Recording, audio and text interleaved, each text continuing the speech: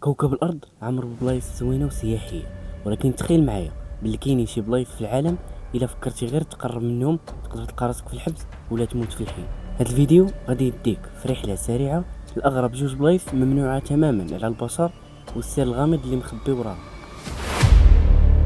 البلاصه الاولى غادي تدينا لسواحل البرازيل، جزيره كتبان من بعيد بحال شي جنه استوائيه، ولكن الحكومه البرازيليه منعها على اي بشر يحط رجلو فيها. السبب، هذه الجزيره هي موطن لاكثر من 4000 افعى من اخطر واندر الانواع في العالم، وتحديدا افعى ذات الراس الرمح الذهبيه.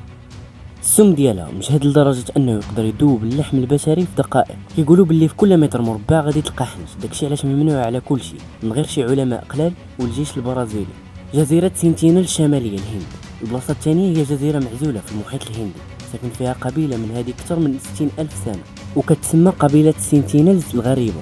في هذه الجزيره ماشي الطبيعه ديالها اللي خطيره، بل سكانها اللي كيرفضوا اي تواصل مع العالم الخارجي تماما.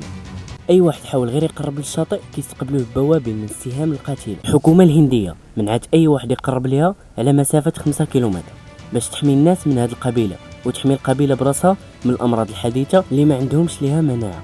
بلايص غامضه كتفكرنا باللي واخا وصلنا لهذا التطور كامل مازال ما شديناش كاع البلايص في هذا العالم. خلي لي في لي كومونتير الا خيروك تمشي لشي بلاصه منهم ومعك حمايه كامله، اش من بلاصه غادي تختار. ما تنساش دير لايك واشتراك ونشوفكم في الفيديو الجاي.